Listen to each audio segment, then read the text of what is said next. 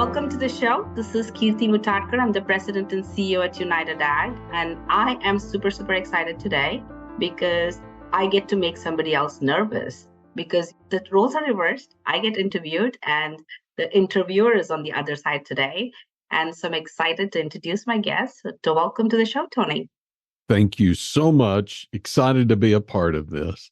I think it's kind of nerve-wracking when we're nervous and we're unsure about something, but I think you would agree, those are the opportunities when we present ourselves to grow. And so even though I'm a little nervous about being on the other side of the table here, the interview table, I'm so excited about it because it also gives me the opportunity to go into areas that I'm not real comfortable with. Yeah, so I'm looking forward to that. I'm looking forward to this conversation. So just to introduce yourself, Tony, so what do you do and why agriculture and what got you here? Well, I'll try to make this short and sweet. It's 42 years now in radio and in media. I actually got to start working for about a year for a small town radio station. And the owner at the time hired me, but then he told me after a while he couldn't pay me until I got an FCC license, and I had to be 16 to get the license. So I worked for about a year for free in quote unquote learning mode, training, if you will. Finally got my FCC license at the age of 16.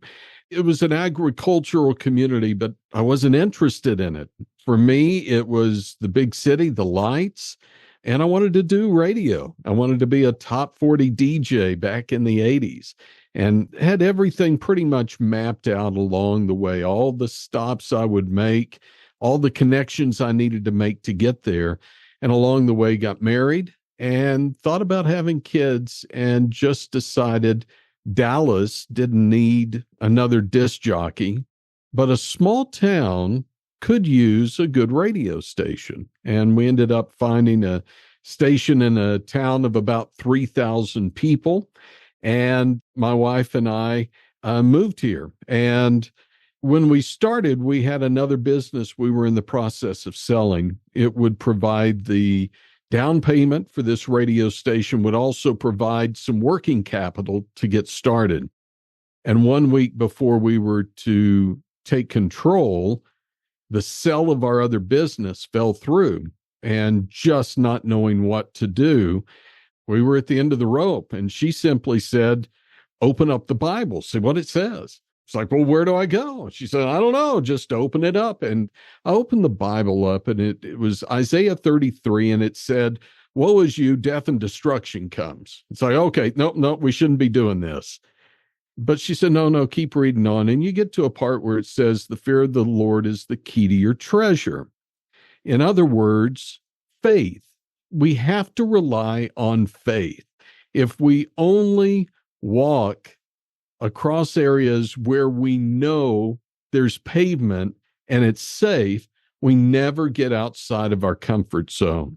So right next to the Bible were 2 Visa cards. We maxed both of those out for cash. Each one of them had $2,000 in cash. We made a $2,000 down payment on a down payment and used $2,000 to try to buy some time. After 6 months, no paycheck, we were still here. And here we are now, 28 years later. Farm radio, the reason I do this, hired somebody to do our farm broadcasting. He left. I couldn't find anybody else. It needed to be done. So I jumped in, and I found out the best way to learn is to ask questions. So 28 years later, we now have an all-farm station in Texas, and we send programming out nationwide, and I still ask a lot of questions. That is an amazing story. That's an amazing story. So as you were talking, it made me think, usually there are 2 paths that come our way, right? The path that is well-traveled and the path that's less traveled. And it depends on the fork of the road, which ones have you take, and that becomes your life. Absolutely. Actually, along the way, have had opportunities to step away from the business and probably should have. I recall a time back in the 80s where series of events left me actually sleeping in my car and working two jobs, trying to go to school full time and sleeping in a car with bucket seats that didn't recline and that wasn't very comfortable. But we're not defined by our failures. We're defined by how we get up and we move forward. That's where the real compelling stories come from. And I think kind of bringing this full circle, which is why I enjoy so much the opportunity to talk to farmers and ranchers and those involved in ag and people like Kirti, because I get to hear stories about people and how they've overcome odds or faced challenges or the challenges they're currently facing and looking for ways to plow through.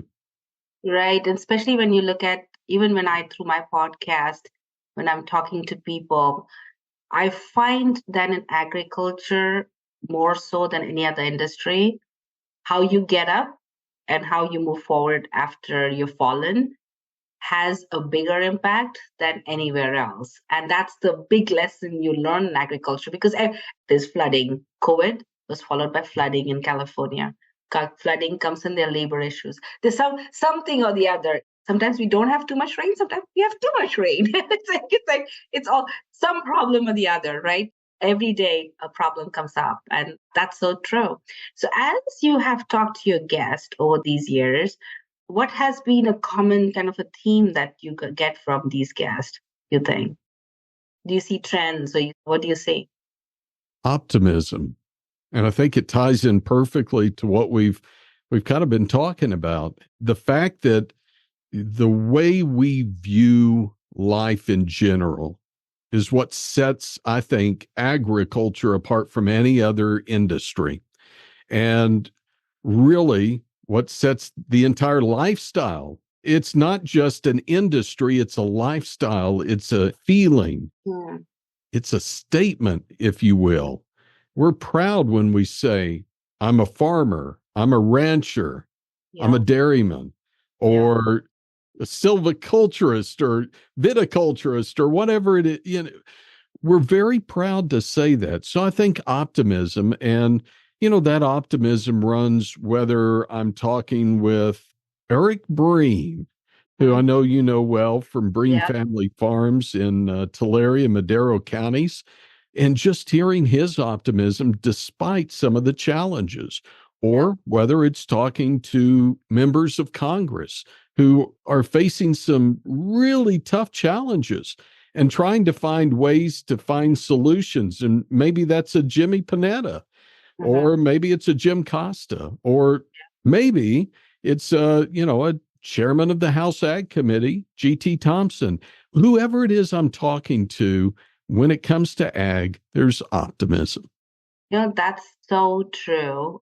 The reason I started this as ag was to see from a listener. So sometimes it could be somebody in agriculture, it could be somebody outside of agriculture.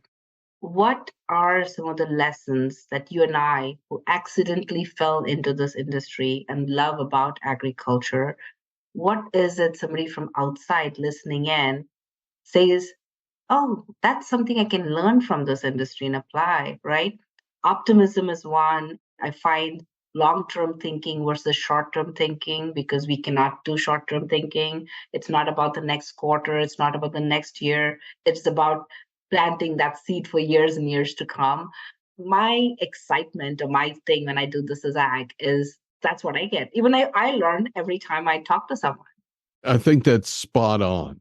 One of the other things that those involved in agriculture are problem solvers. That's true. And every day it's a problem. I think of those who are first responders. Let's take a firefighter. How often do they get called out for a birthday party or some joyous celebration? They're always headed out because somebody has a problem.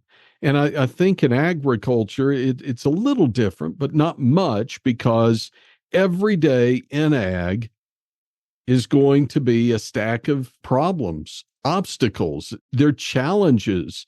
And we have to find ways to get through them. And I think that's one thing that I really pull from ag is that it realizing that problems and situations like that are the norm. If you don't like solving problems, you're going to hate being an ag. That And then is the second part of that is building solutions, not for a short term. We might be fixing an issue right now that's a short term, but we're looking for a long term viable outcome. And that's why I think those in ag who buy land and those who take out the operating notes year after year, the $1 million or so operating notes do that is because they're looking down the road, trying to build something and leave it better than when they first took over. Hmm. That is interesting because the fact of leaving it better than where how they started off. And sometimes you see people from outside not understanding that. And when you look at the environment issues, right, you feel you're eroding the land. But somebody who is going to be thinking long term is thinking this land is going to, this earth is going to give me, and wouldn't you take care? I mean, that's something you take care of, leave in a better place. So that's interesting that I heard you say that that's what ag does. You Absolutely. leave a place in a better place. And again, it's whether you're directly involved in ag or whether you're an ancillary business, whether you're dealing with insurance or maybe an auto dealer or an equipment Mhm. manufacturer. I think we're all doing the same thing. I think it's easy to, this might be a bad analogy, but we get real worked up in sports, if it's football, about who's going to win the Super Bowl. And Mhm. oh, we're making all of these changes in the offseason to win it all, Yeah, or an NBA championship, or whatever the sport is. right. But those, in many instances, are things that are being done for this year. It's so hard in a sporting environment to make changes to help you win 20 years later because Right. one, the fans won't wait that long. We want instant gratification. And I think sometimes that mentality comes out in consumers and those who are not involved in ag. They see something and see it as something immediate, something that's happening. And oh my gosh, it must be happening. If it's bad, it's happening everywhere. Just not understanding that what's happening today is a small piece in this very large puzzle. That's a really good thought. I have to sit on it and think about that. That's a great thing, what you just said. And you see that all across in agriculture. And it's very interesting that you have those day-to-day things that you have to react to, right? You have your, whether, like I said, it rains or not rains, you react to it. And you're thinking long term.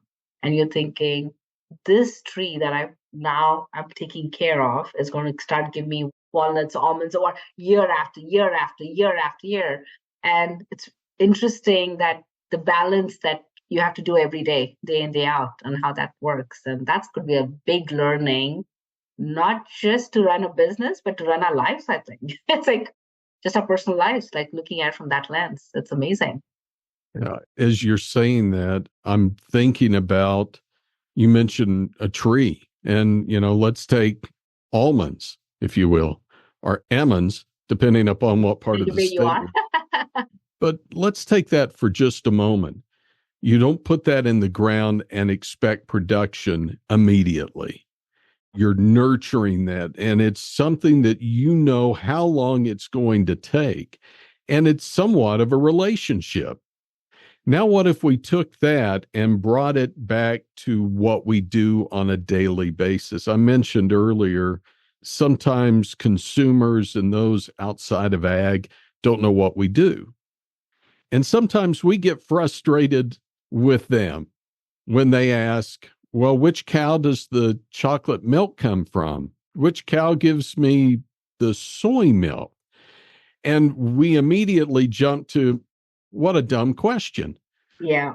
One of the areas that I've really started challenging myself in is looking at relationships and trying to find ways to have relationships and build relationships with people I might not have anything at all in common with. And for one, it gives me the chance to learn. I'm not, kind of sound like Forrest Gump here. I'm not a smart man, No, Jenny, that's, yeah. but I can learn a lot from people, even people I don't agree with. So, what if we approached life more often by saying, what if I'm wrong? What if everything I've thought up to this point is wrong? What can I learn from this person? And we might not find ourselves changing our mind or changing our position, but maybe it would help us to better understand where they're coming from. Why do they ask us which cow the chocolate milk comes from? Why do they look at ag and think we're polluting the water? And why is it better to eliminate all fossil fuels or whatever the subject is? I think if we spent more time trying to build those relationships with people we don't feel necessarily comfortable with, Yeah. we could build a better outcome for ag, much like planting that almond tree for a long-term productive future. As you're talking about it, I just recently this morning had a conversation with my women ag group, and I was explaining there are two sets of individuals, right?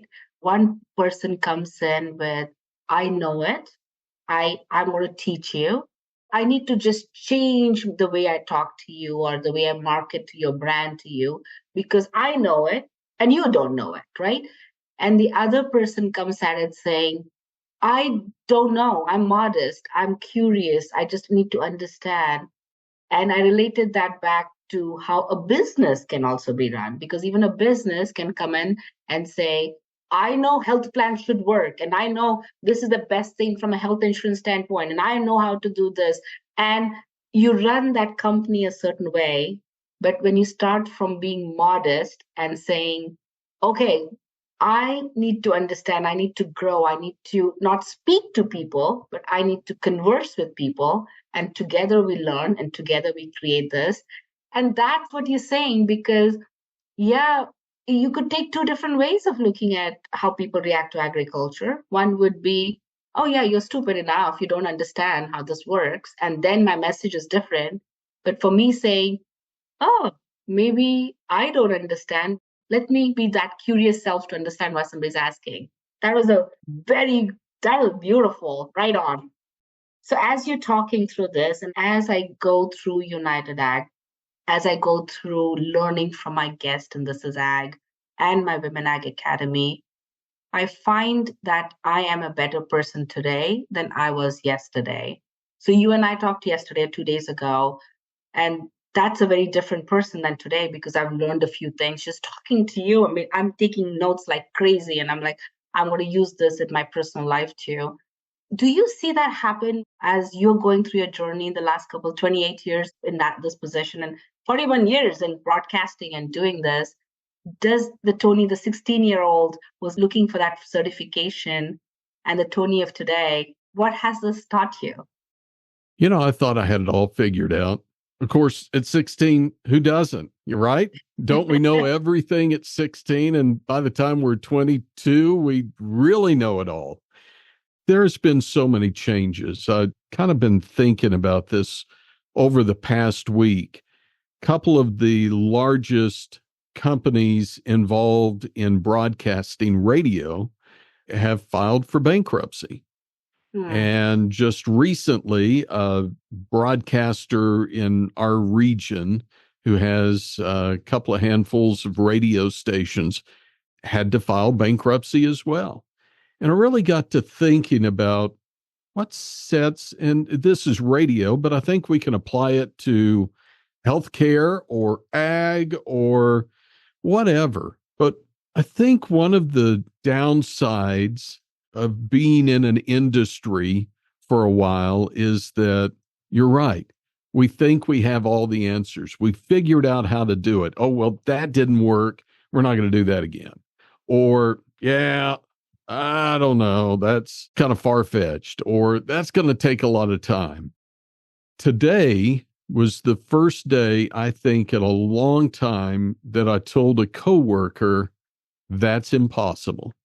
I try never to say that's impossible because once you do that, you've put yourself in a box. And we're all in boxes. I think those that live in small boxes, they're comfortable with feeling the sides of that box and they don't accept change so much because that's not comfortable to them. People like me, I live in a very large box and that way I can run around and before I bounce off of a wall. But I found myself where a bit of maturity has finally stepped in and I said, that's impossible right now for me because I know my limitations. It's a funny thing as we get older, we suddenly can't do some of the things that we've done our entire life, whether it's a physical thing, might be something dealing with mental or whatever. But we start to recognize that we have limitations with what we can do. And I told him, I said, it's impossible right now for me to put anything else on my plate. This is possible, but in order to do that, we have to wipe all this other stuff off of the plate. I can't put this big tomahawk steak on my plate if I've got it full of pasta and salad and everything else. And I think there's a level of maturity for us where we finally realize not necessarily impossible, but sometimes doing more is not the right thing. Maybe stopping and saying, let's rethink what we're doing right now. Are we doing things the best way? Are we using the best technology that we can? And I said, somebody might be in that small box. That small box sometimes keeps us from finding the answer that we need in order to survive another day. And I think that's what's happened to some of these radio companies is they've relied on a model that worked 20 years ago. It no longer works today. And if you're not willing to step out of that box and be uncomfortable, and again, bringing it full circle to the way we started our conversation, if I'm not willing to step out and be uncomfortable answering questions from you, we'll never grow. And if we're not growing, then our business, our relationships will suffer over time. That is so true.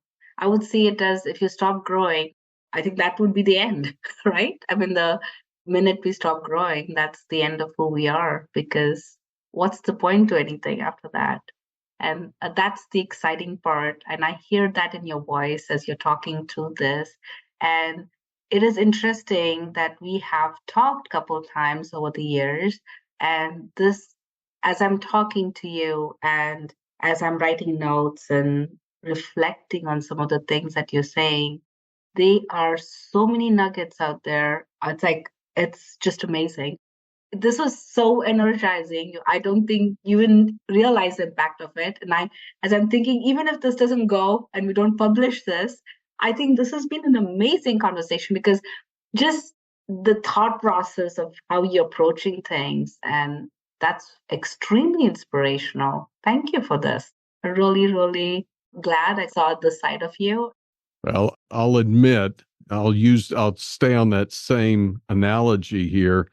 Anybody who goes out to eat with me very often, unless it's going to the same restaurant, which I do from time to time, but especially when I'm on the road, I'll look through a menu, but usually we'll never order off the menu. My first question, and if I'm not real sure, I might say to the staff, the server, what are your two favorites? Give me two recommendations. Now, that can go very badly, uh, very badly. However, it also gives you the opportunity, again, this whole idea of stepping outside of your comfort zone. You know, for me, guacamole was something I wouldn't eat as a kid because I didn't like the way it looked. It must be horrible. Or Brussels sprouts. I hate the fact that I was on this earth 40 years before I found a love of Brussels sprouts. And we'll only find those things if we're willing to step out of that comfort zone and try something new. You know what? You've had hamburgers everywhere. Yeah. Maybe there's another meal sitting there waiting for us. So maybe sometime you and I can have lunch together and you can show me something different, and hopefully I'll have a different meal for you as well. Sounds like a plan. We should do this. And it's so interesting, right? It's like you and I have, like I said, have talked so many times, but there's sometimes things connect and it suddenly forms a deeper connection. You were talking about relationships earlier and kind of looking at relationships at a different level from going deeper into your relationships. And I've been giving that some thought.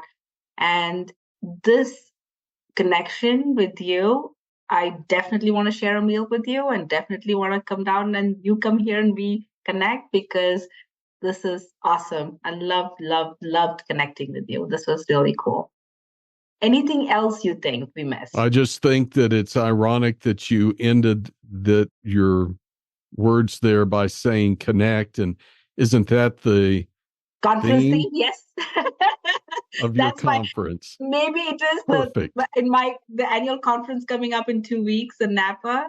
It's in my mind, and I'm thinking, right, as I was mentioning to you a couple of days ago, how do connections and going deeper into your connections help solve for business problems? That's the challenge I'm kind of taking on. Thank you.